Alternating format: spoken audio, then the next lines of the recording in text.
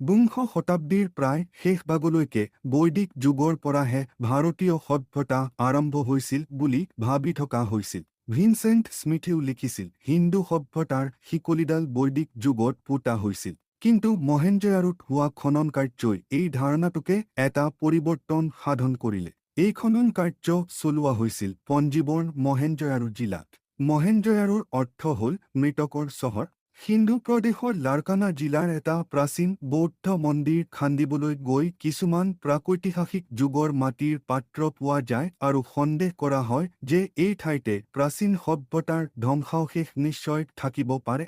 সেই কথা ভাবিয়েই মহেঞ্জোদাৰোত খনন কাৰ্য চলোৱা হয় আৰু এটা সভ্যতাৰ ধ্বংসাৱশেষ উদ্ধাৰ কৰা হয়। একে সময়তে মহেঞ্জোদাৰোৰ পৰা নীলগড় মণ্টগোমাৰী জিলাৰ হৰপ্পাতো খনন কাৰ্য চলোৱা হয় আৰু মহেঞ্জোদাৰোৰ সভ্যতাৰ সৈতে সাদৃশ্য থকা এটা নিদৰ্শন পোৱা যায়। হৰপ্পাৰ খনন কাৰ্য চলোৱা হৈছিল পণ্ডিত দদাৰাম সাহানীৰ নেতৃত্বত। ইয়াৰ পিছত জাতীয় প্ৰত্নতত্ত্ব বিভাগৰ উদ্যোগত মাৰ্চেলৰ নেতৃত্বত দুয়ো ঠাইতে বিস্তৃতভাৱে খনন কাৰ্য চলোৱা হয় আৰু দুখন প্ৰাচীন নগৰৰ ধ্বংসাৱশেষ আৰু বহুত পুৰাতাত্ত্বিক নিদৰ্শন আৱিষ্কাৰ কৰা হয়। সিন্ধু নদীৰ সভ্যতাৰ মহেঞ্জোদাৰো আৰু হৰপ্পাতে আবদ্ধ হৈ থকা নাছিল। পাকিস্তান চৰকাৰৰ উদ্যোগত আৰু বহুতো ঠাইত সিন্ধি সভ্যতাৰ নিদৰ্শন আৱিষ্কাৰ কৰা হয়। বেলিচিস্তানৰ হিতকাজেণ্ডাৰোৰ পৰা উত্তৰ প্ৰদেশৰ মিৰাট জিলাৰ আলমগীৰপুৰলৈকে আৰু পঞ্জীবৰ ৰূপাৰ পৰা গুজৰাটৰ ভোগাবৰ পৰ্যন্ত সিন্ধু সভ্যতা বিস্তৃত আছিল। ইৰাণ সীমান্তৰ কাছৰ পৰা উত্তৰে হিমালয়ৰ নামনিলৈকে আৰু দক্ষিণে কামবে উপসাগৰ এই অঞ্চল সিন্ধি সভ্যতাৰ প্ৰাণকেন্দ্ৰ আছিল। ইয়াৰ পৰা অৱশ্যে পূবপিনে কিমান দূৰলৈকে এই সভ্যতাৰ নিদৰ্শন পোৱা গৈছিল সেই কথা জনা নাযায়। কাৰণ খনন কাৰ্য আৰু নতুন নতুন আৱিষ্কাৰ এতিয়াও চলি আছে। সিন্ধু সভ্যতাৰ প্ৰধান অঞ্চলবোৰ আছিল এইখিনি ঠাইত: মহেঞ্জোদাৰো, হৰপ্পা, ঘৰঘৰা নদীৰ পাৰৰ কালিবাংগা, সত্ৰী নদীৰ পাৰৰ ৰূপা, গুজৰাটৰ তাপ্তি নদীৰ পাৰৰ লোথাল। ইয়াৰ উপৰিও গুজৰাটৰ ৰংপুৰ আৰু নৰ্মদা আৰু তাপ্তি নদীৰ পাৰত এই সভ্যতাৰ নিদৰ্শন পোৱা গৈছে। সিন্ধু সভ্যতাই ভাৰতীয় সভ্যত সম্পৰ্কে থকা আমাৰ ধাৰণাৰ ক্ষেত্ৰত এটা বৈপ্লৱিক পৰিৱৰ্তন সাধন কৰে। ইমান দিনে আৰ্য সভ্যতাৰ পৰাহে ভাৰতীয় সভ্যতাৰ আৰম্ভণি হৈছিল বুলি যি ধাৰণা আছিল সেই ধাৰণাৰ অৱসান ঘটিছিল। ভাৰতবৰ্ষই সিন্ধু সভ্যতা আৱিষ্কাৰৰ পিছত প্ৰাচ্যৰ অতি পুৰণি ঠাই সমূহৰ মাজত নতকীয়ভাৱে এখন উল্লেখনীয় আসন দখল কৰি ল'বলৈ সক্ষম হ'ল বুলি অসীমৰ প্ৰতি ভাৰতীয়সকলৰ সশ্ৰদ্ধ ধাৰণা। মহেঞ্জোদাৰো আৰু হৰপ্পাত প্ৰায় 2000 শিলমোহৰ আৱিষ্কৃত হৈছে। ইয়াৰ প্ৰায় 270টা আখৰহে চিহ্নিত কৰিব পৰা গৈছে। গোটেইবোৰ লুপুৰ পাঠোদ্ধাৰ কৰাটো সম্ভৱপৰ হৈ উঠা নাই। গতিকে মাটি খান্দি যিবোৰ বস্তু পোৱা গৈছে কেৱল তাৰ পৰাহে সিন্ধু সভ্যতা সম্পৰ্কে কিছু ধাৰণা কৰিব পাৰি। সিন্ধু নদীৰ সভ্যতাক তাম্ৰ যুগৰ সভ্যতা বুলি কোৱা হয়। মতে যিটো যুগত শিলেৰে নিৰ্মিত অস্ত্ৰ, শস্ত্ৰ আৰু কাঁহী-বাচনৰ লগতে তাম বা ব্ৰঞ্জো ব্যৱহাৰ কৰা হৈছিল সেইটো যুগকে তাম্ৰযুগ বুলি কোৱা হৈছিল। সিন্ধিৰ অধিবাসীসকলে তাম আৰু ব্ৰঞ্জেৰে নিৰ্মিত বস্তু ব্যৱহাৰ কৰিছিল। সিন্ধি সভ্যতা বা হৰপ্পা সভ্যতাৰ বিন্যাস। সিন্ধু সভ্যতা নগৰকেন্দ্ৰিক আছিল। নগৰবোৰত আহল-বহল আলিবাট আছিল। ঘৰৰ ব্যৱস্থা উত্তম আছিল। আনকি চকুতৰ ব্যৱস্থা আছিল। সিন্ধু উপত্যকাৰ সভ্যতাৰ নৰমা ব্যৱস্থা অতিশয় চকুতলগা আৰু উন্নত আছিল। প্ৰতিটো ঘৰৰ পৰা পানী ওলাই যাবৰ কাৰণে ইটাৰে নিৰ্মিত নলী আছিল। এই নলীবোৰৰ পৰা পানী ওলাই ৰাস্তাত থকা পথ প্ৰণালীত পৰিছিল। ৰাস্তাৰ কাষত গাঁত খান্দি দিয়া হৈছিল। এই গাঁতবোৰ শিলেৰে তৈয়াৰী ঢাকনিৰ দ্বাৰা ঢাকি দিয়া হৈছিল। পানীয়ে কঢ়িয়াই অনা আৱৰ্জনাবোৰ আঁতৰাবৰ কাৰণে নৰমাৰ মাজে মাজে বিশেষ ব্যৱস্থা কৰা হৈছিল। সিন্ধু সভ্যতাৰ নৰমা ব্যৱস্থা অতি উন্নত আছিল কাৰণেই সিন্ধু সভ্যতা মেছোপটেমিয়াৰ সভ্যতাৰ পৰা পৃথক আছিল বুলি কৌশম্বীয়ে মত প্ৰকাশ কৰিছে।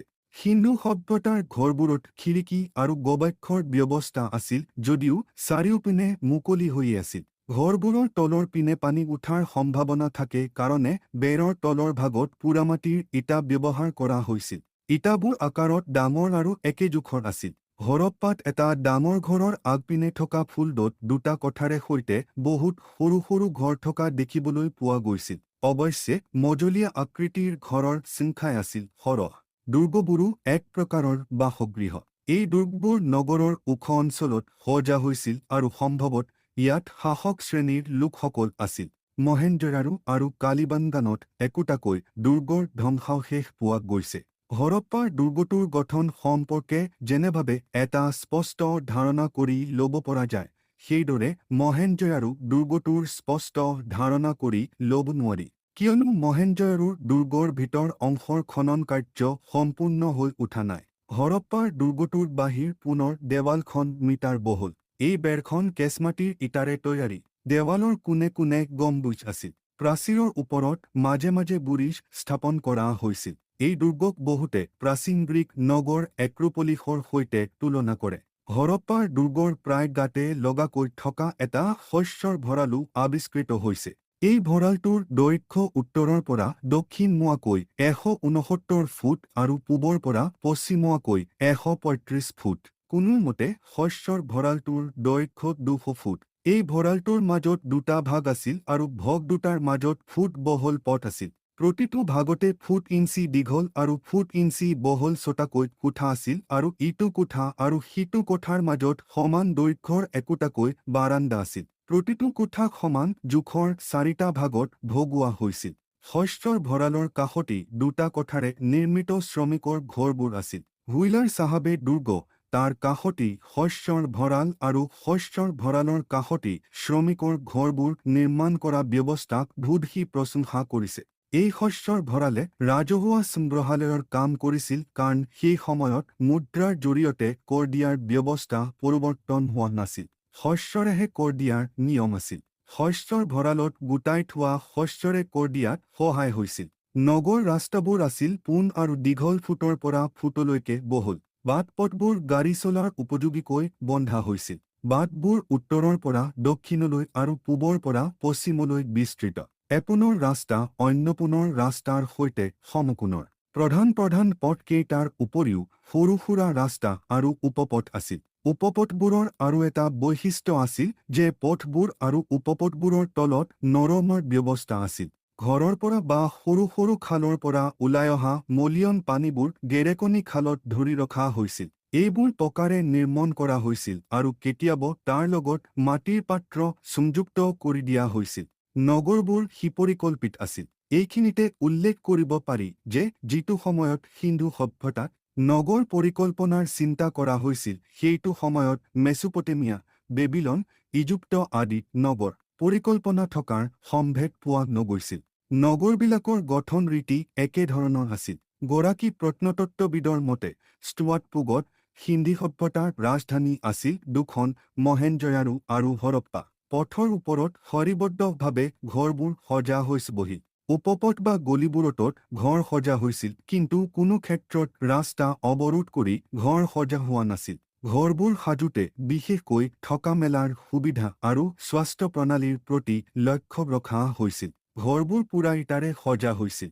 শিলেৰে ঘৰ সজা নহৈছিল। সিন্ধি সভ্যতাত নিৰ্মাণ কৰা ঘৰবোৰ এইকেইটা শ্ৰেণীত ভাগ কৰিব পাৰি। প্ৰসাদ বা চৰকাৰী ঘৰ, বাসগৃহ, গা ধোৱা ঘৰ। দুৰ্গ দুটা কোঠাৰ পৰা ৩০টা কোঠা থকা ঘৰো আছিল। ৩০টা কোঠা থকা ঘৰবোৰ অৱশ্যে চৰকাৰী প্ৰাসাদ আছিল। দ্বিমহলীয়া ঘৰো আছিল আৰু তলৰ মহলাৰ পৰা ওপৰ মহলালৈ যাবলৈ খটখটি আছিল। ঘৰবোৰত থকা ড্ৰেইন পাইপবোৰৰ পৰা বুজা গৈছিল যে ওপৰ মহলাটো সুকীয়া গা ধোৱা ঘৰৰ ব্যৱস্থা আছিল। প্ৰায় সকলোবোৰ ঘৰতেই এখন আহল বহল ফুল ৩-৪টা কোঠা, এটা গা ধোৱা ঘৰ আৰু এটা ৰান্ধনীঘৰ আছিল। গা ধোৱা ঘৰৰ মজিয়াত ঘাঁচ কটা তক্তা লগোৱা আছিল।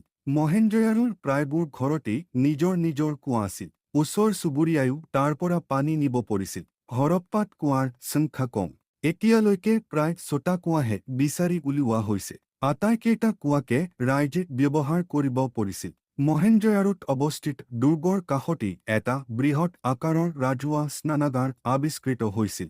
সুমুৱাই ৰখা পানী যাতে ওলাই যাব নোৱাৰে তাৰ কাৰণে ব্যৱস্থা গ্ৰহণ কৰা হৈছিল আৰু গা ধোৱা হ'লে পশ্চিম দিশত থকা এটা স্নানাগাৰ নলাৰে পানীখিনি উলিয়াই পেলাব পৰা ব্যৱস্থা ৰখা হৈছিল। এই জলধাৰাটোৰ এটা কাষত বহিব পৰা ঠাই আছিল। বাকী ৩টাৰ কাষত বাৰাণ্ডা আছিল আৰু বাৰাণ্ডাৰ কাষে কাষে সৰু সৰু ঘৰ আছিল।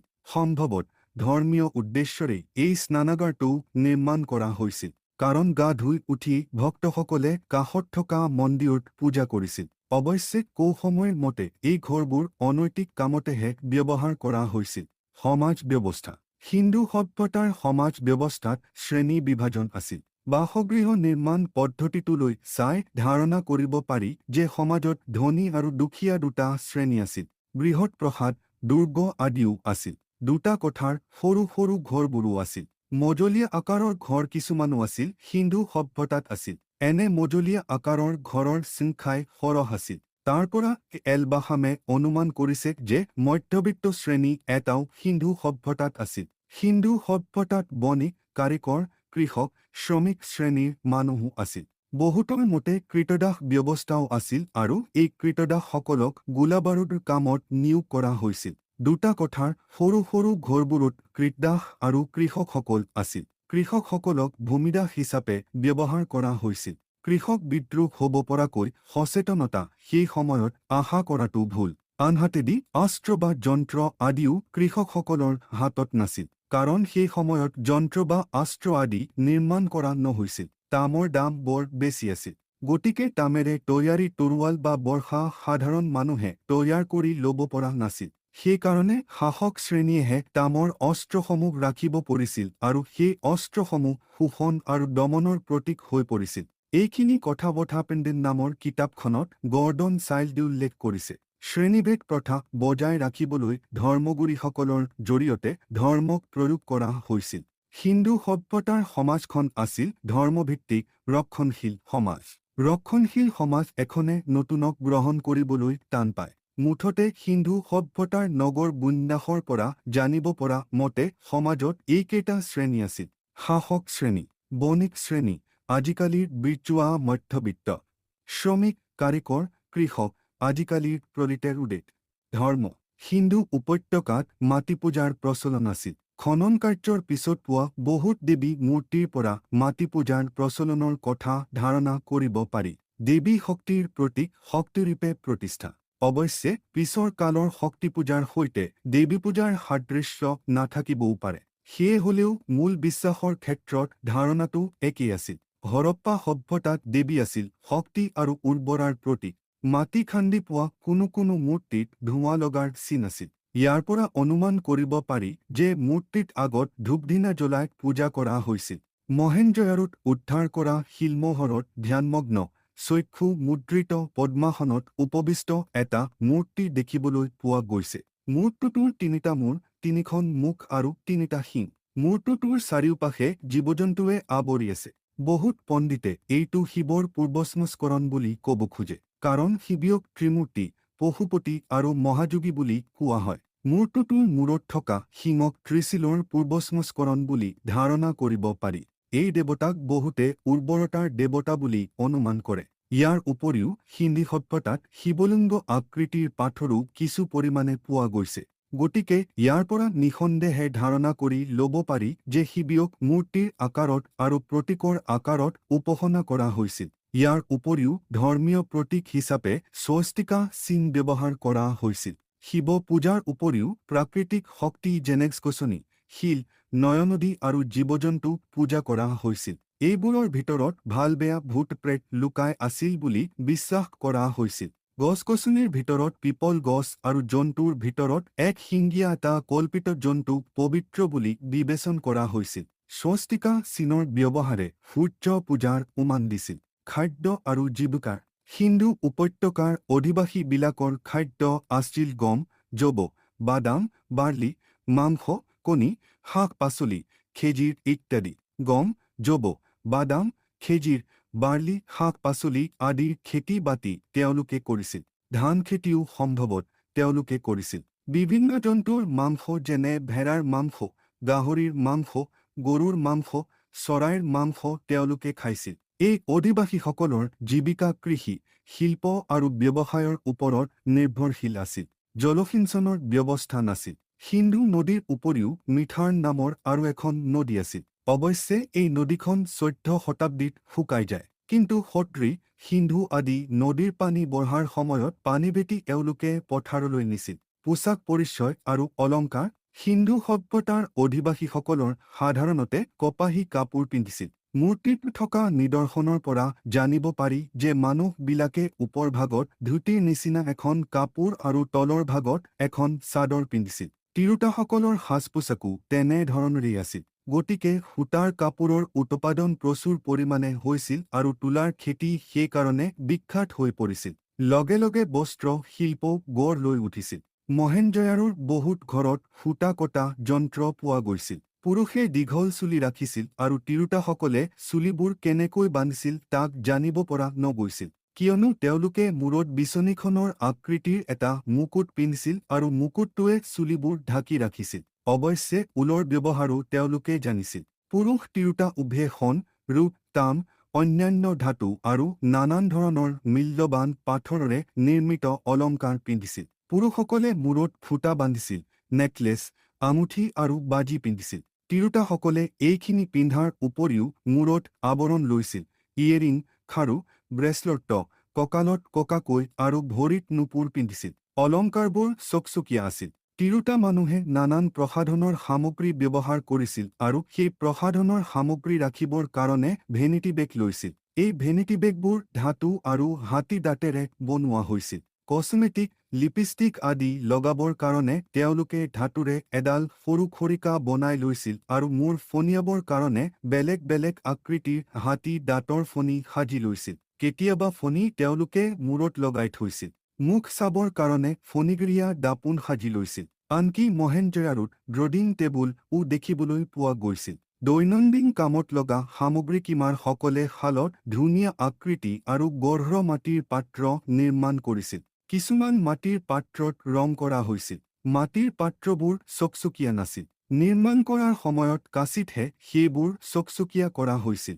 মাটিৰ পাত্ৰবিলাক জুইত পুৰি টান কৰা হৈছিল। সাধাৰণতে ৰঙা পোৰামাটিৰ ওপৰত ক'লা ৰং সনা হৈছিল। তাম, ৰূপ, ব্ৰঞ্জ আৰু পৰচেলুনৰ পাত্ৰও নিৰ্মাণ কৰা হৈছিল। এইবোৰ পাত্ৰ মাজে সময়েহে ব্যৱহাৰ কৰা হৈছিল।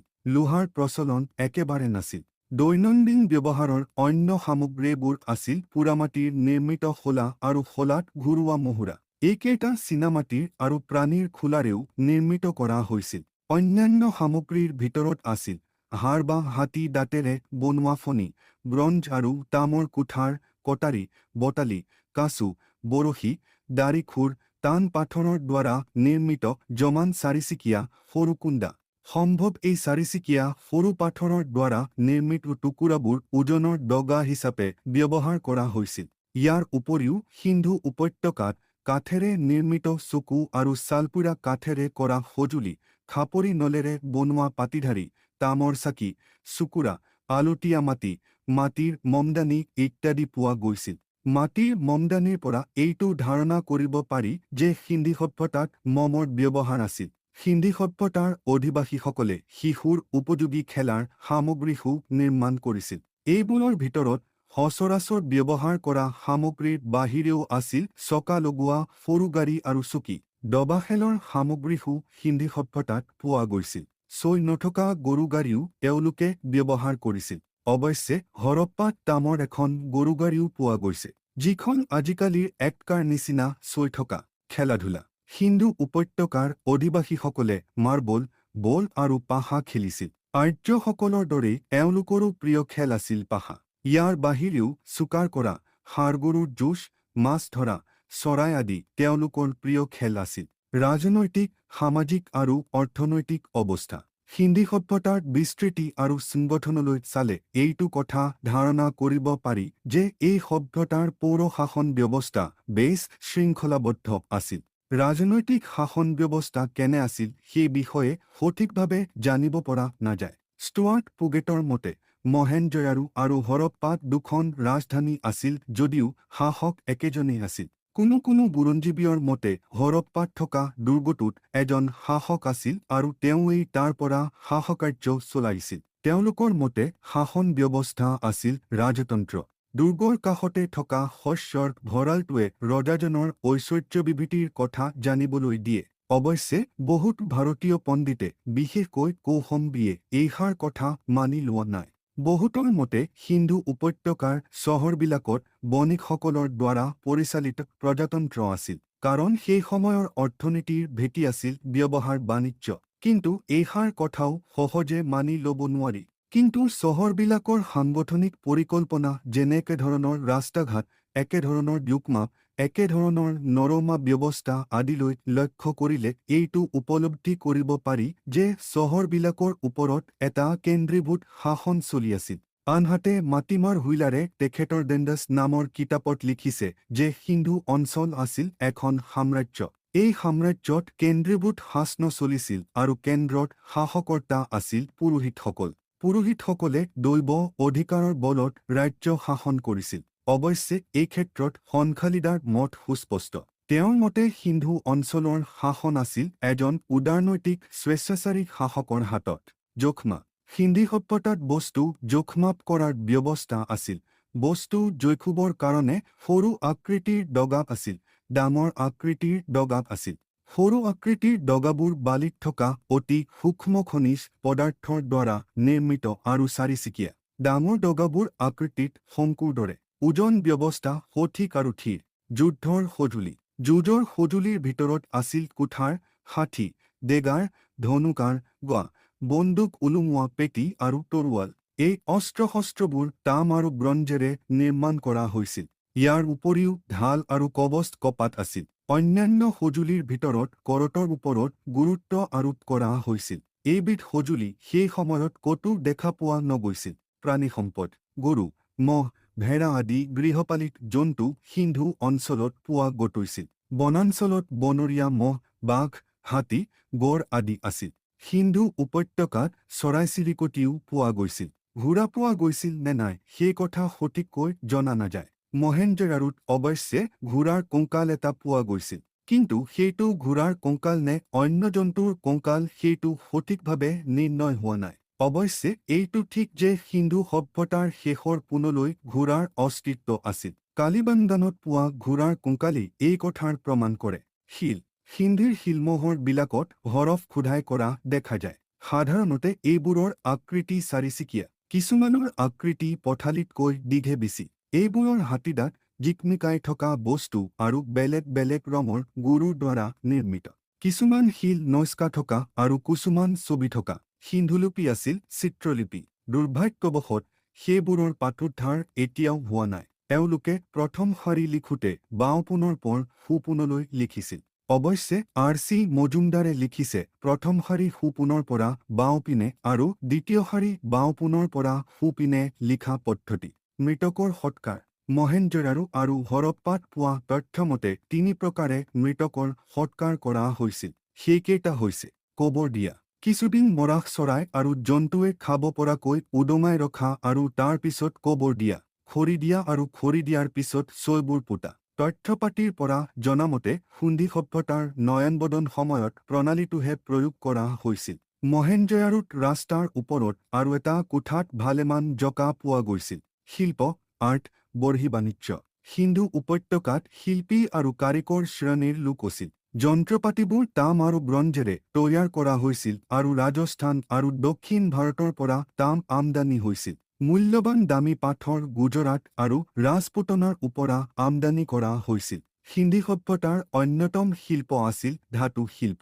কিন্তু মাটিৰ শিল্পৰ বিকাশ বিশেষভাৱে ঘটিছিল। মাটিৰ কলহ, কাঁহী-বাতি, খেলনা আদি তৈয়াৰ কৰা হৈছিল আৰু জুইত পুৰি টান কৰা হৈছিল। তাৰ পিছত মাটিৰ পাত্ৰবোৰৰ ওপৰত ৰং সনা হৈছিল। পোৰামাটিৰে শিলমোহৰ বনোৱা হৈছিল। শিলৰ ওপৰত মহ, ষাঁড় গৰুৰ ছবি খোদাই কৰা আছিল। মহেঞ্জোদাৰোৰ শিলৰ ওপৰত থকা ষাঁড় গৰুৰ মূৰটোত অতি জীৱন্ত।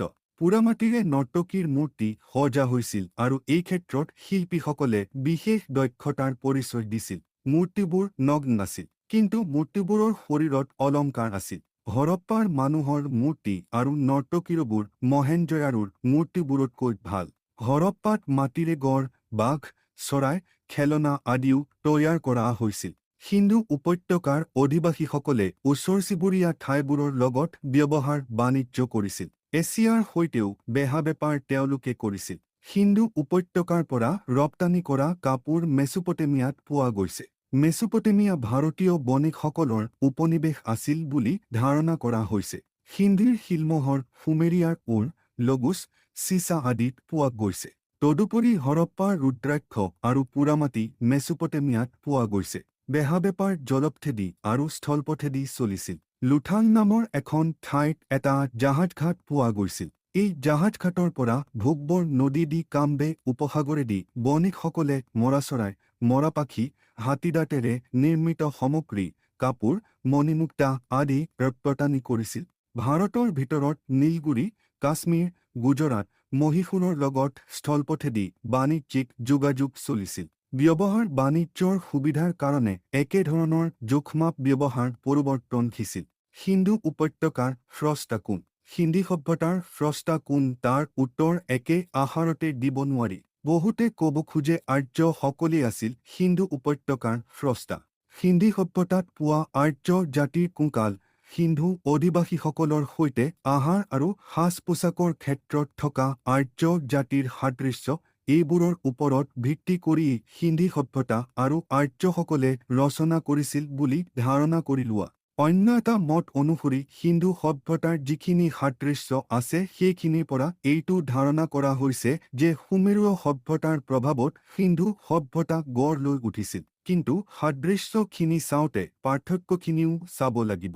সিন্ধু সভ্যতা আৰু বৈদিক সভ্যতাৰ তুলনা। সাদৃশ্য। সিন্ধু অধিবাসী আৰু আৰ্যসকলৰ খাদ্যবস্তু আৰু সাজ পোছাক একে। সিন্ধু উপত্যকাৰ প্ৰাণীসমূহ বৈদিক যুগতো দেখিবলৈ পোৱা গৈছিল। পাৰ্থক্য। সিন্ধু সভ্যতাত লোহাৰ ব্যৱহাৰ নাছিল। আৰ্য সভ্যতাত তাম, লোহা দুয়োটাৰে ব্যৱহাৰ আছিল। সিন্ধু সভ্যতাত শিল্প বাণিজ্যৰ ঘৰ সজাৰ সঁজুলি হিচাপে ইটা ব্যৱহাৰ কৰিছিল। সিন্ধু সভ্যতাৰ ধ্বংসৰ কাৰণ। কি কাৰণত সিন্ধু উপত্যকাৰ সভ্যতা ধ্বংস হৈছিল সেই বিষয়ে সঠিককৈ জনা নাযায়। আক্ৰমণ। বাহিৰা শত্ৰুৰ আক্ৰমণৰ কাৰণে সিন্ধি সভ্যতা ধ্বংস হৈছিল বুলি বহুতে মন্তব্য কৰে। বহুতৰ মতে আৰ্যসকলেই আছিল এই বাহিৰা শত্ৰু আৰু তেওঁলোকৰ আক্ৰমণৰ কাৰণেই সিন্ধি সভ্যতা ধ্বংস হৈছিল। আৰ্যসকলে উন্নত যুদ্ধ কৌশলেৰে লোহাৰ অস্ত্ৰ-শস্ত্ৰ আৰু ঘোঁৰাৰ সহায়ত আক্ৰমণ কৰিছিল আৰু এই আক্ৰমণৰ বিৰুদ্ধে সিন্ধু অধিবাসীসকল তুষ্টিব পৰা নাছিল। কাৰণ তামৰ অস্ত্ৰৰে যুদ্ধ কৰি তেওঁলোকে আৰ্যসকলক বাধা দিব পৰা নাছিল। কৃষিজীৱী আৰু পশুপালক আৰ্যসকলে নগৰজীৱী সিন্ধু সভ্যতা ধ্বংস কৰি দিছিল। আৰ্য আক্ৰমণৰ সপক্ষে হুইলাৰ, কৌশম্বী আদি পণ্ডিতসকলে মত পোষণ কৰিছে যদিও ডক্টৰ সানখালিয়াকে প্ৰমুখ্য কৰি অন্য বহুত পণ্ডিতে অন্য হাতেদি আৰ্যসকলৰ আক্ৰমণৰ কাৰণে সিন্ধি সভ্যতা ধ্বংস হৈছিল বুলি নাভাবে। বাহিৰা শত্ৰুৰ আক্ৰমণৰ কাৰণে মহেঞ্জোদাৰো ধ্বংস হোৱাৰ কথাষাৰ গ্ৰহণযোগ্য হ'লেও সিন্ধিৰ অন্য চহৰবোৰৰ ক্ষেত্ৰত এইষাৰ কথা প্ৰযোজ্য নহয়। কোনোৱে ক'ব খোজে যে গৃহযুদ্ধৰ কাৰণেহে সিন্ধু সভ্যতাৰ ধ্বংস হৈছিল। তেওঁলোকৰ মতে সৎকাৰ নকৰাকৈ অততত পৰি থকা মৃতদেহবোৰে গৃহযুদ্ধৰ কথা প্ৰমাণ কৰে।